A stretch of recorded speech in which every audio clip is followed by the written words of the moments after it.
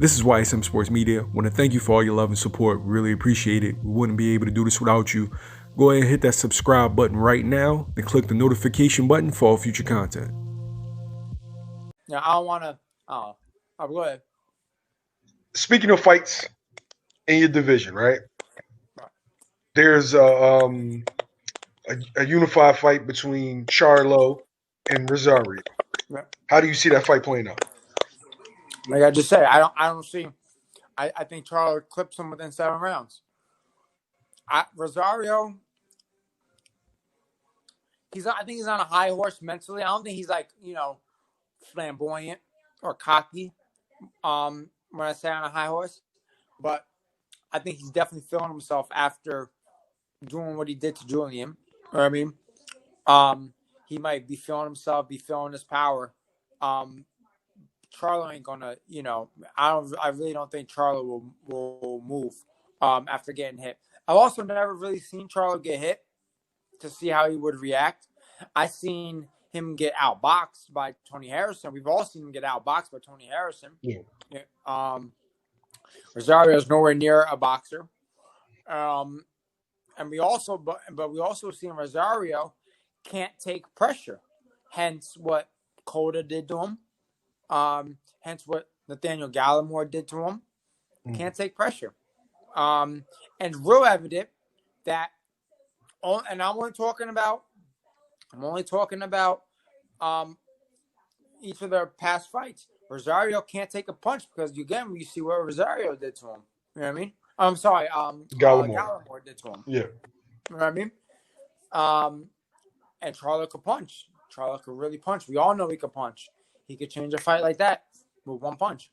So I think it'll play out like they respect each other for like 2 rounds. Then from the 3rd to the 7th is when Charlo will figure him out. Rosario, I think, will realize that shot isn't working with Charlo because he's a big guy.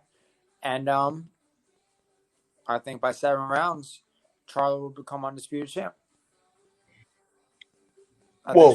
Patrick Teixeira. Oh, right. Yeah, okay. Yeah, Patrick. Yeah, and everybody, we all forget about him. I messed with Unify, yep. So Unified I think Charlo will become the new Unified champ.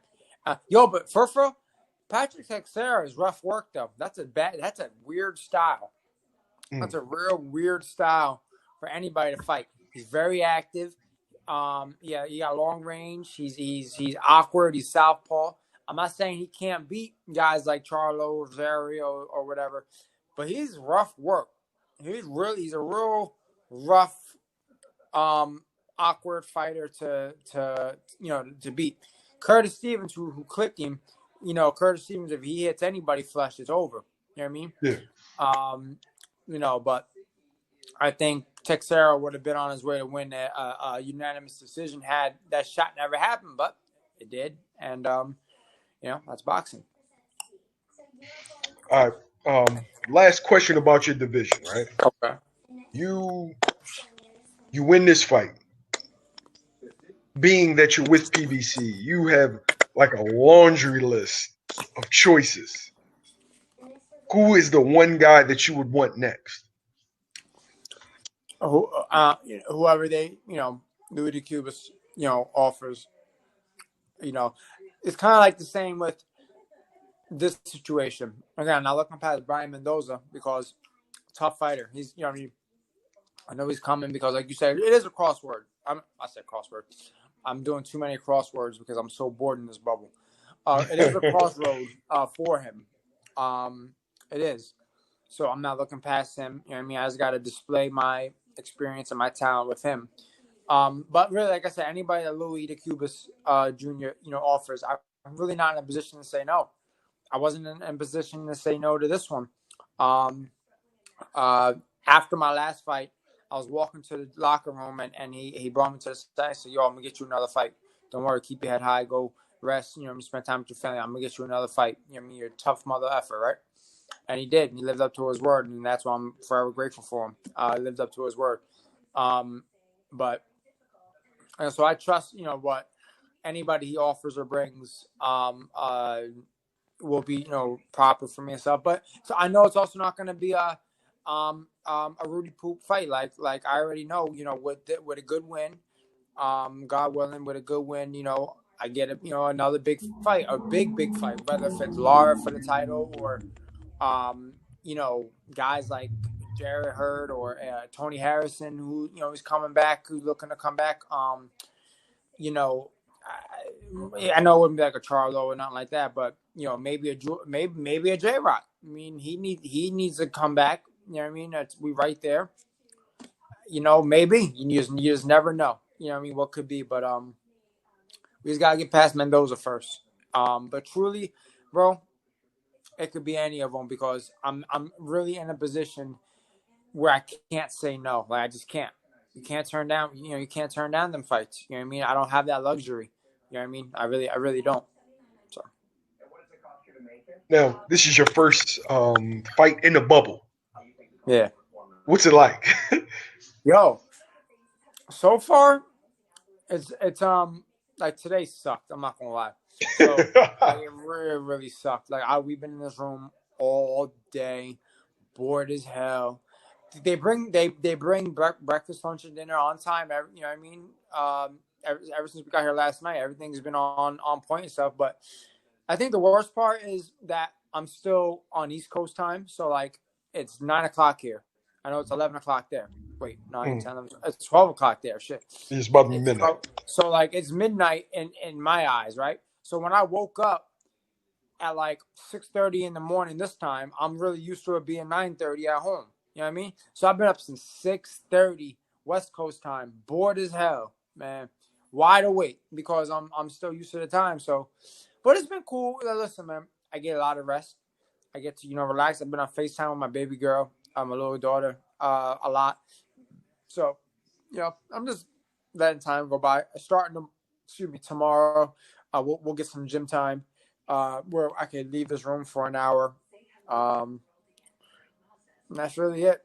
I think now for the fight, I think me personally, it'll play into my, it'll be like more beneficial for me, to be honest, because you don't play into the crowd. It's quiet. It's like you get to focus. You just get to have fun in a rhythm. You know what I mean? I don't care how many fights people got, whether it's your debut or 30 plus or 40, 50 plus, whatever. Everybody gets a little stage fright, meaning, they get in that ring and they start feeling them little tingles in their stomach and shit, right? This, I don't think will be the same.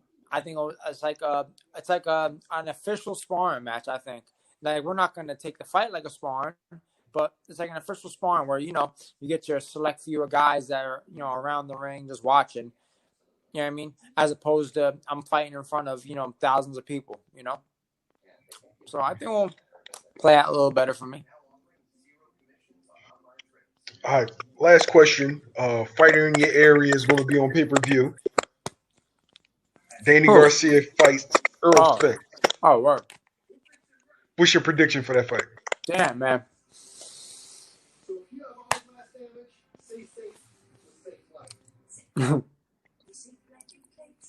That's a tough fight. That's a tough fight, man. Yo, people be sleeping on Danny, bro. Danny can fucking. Yo, excuse my language. Yo, he could fight. Danny could fight, man. He could fight. I think Earl Spence. All right, this is where I put. Okay, I'm rocking with my guy Danny. One is because he's the underdog, and I'm a huge underdog guy. Like, I love the underdogs, Obviously, Spence had the accident, so we don't know if he's going to be the same. He could say he's the same. Derek James could say he's all good, whatever. We just don't know, right? But I'm rocking with Danny. I think even prior to the Earl Spence accident, I was rocking with Danny because he just always finds a way. You don't win all them national amateur titles and be such a good amateur and such a good pro and undisputed champ and 2 weight division champion without knowing how to fight, and especially without knowing how to box. People just look at Danny and they look at him. He looks very ordinary. We all know that he looks very ordinary, but it's low key, sneaky ordinary. You feel me? So, but the shitty part about this is I think it's this, right? So Danny's going to win, right? Everybody's going to sit here and talk about how they're not going to give him his just due because Earl was off the accident. He wasn't the same. Oh, Danny cherry picked because he was quick to sign after Earl Spence damn near he walked away from death, basically. You know what I mean?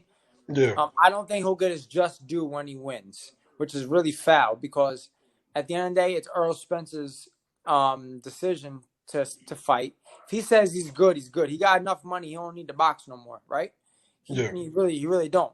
So it's his decision to box. And if he says he's good, then he's good. Nobody's forcing them to do nothing. So nobody should, bitch or moan if Earl loses. So I'm just scared for Danny, where he won't get his just due. Other than that, I gotta rock with my man. I gotta rock with Danny. I don't think he's gonna stop him. I think he'll find a way to. Also, Danny's not a small welterweight either. All that, he turned pro at 40 and all that. He's not a small 147. He could punch. We all know he could punch. And Earl Spence, he got good defense, but he don't got great defense. It's not like he's not like a slick, you've seen what Danny did to I don't want to compare Zab Judah let me just rephrase an old Zab Judah when Danny fought to Earl Spence. Zab, even when he fought Danny, real slick, crafty southpaw, you know what I mean? Earl's just right there. He's, basic, but he does everything like great. He does like everything great. Real strong right hook, a good strong jab, hard lefts to the body, all that.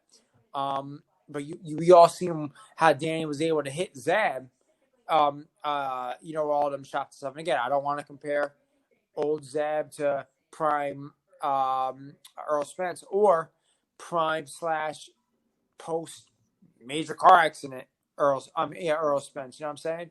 But you just never know. Maybe Dan will have a night like he fought Zab Judah, and it'll be like a southpaw killer or something. Okay. Anything to say to the fans before you go? Man, to all the fans and everybody's watching, man, I'm just grateful for everybody for tuning in to this interview. Make sure you check out me on Saturday night, FS1 against a young, hungry, determined fighter, Brian Mendoza. Yeah, man, just watch me. Just do or die. I'm giving it my all, my everything into this to make sure I cement my future in this, in the boxing. So thank you for the interview, bro. I really appreciate it. I appreciate you for taking the time out. No, of course. And just make sure y'all stay tuned Saturday night. Okay. Thanks, man. I appreciate it. I appreciate you too, bro. Thank you. All right, I'm about to end this.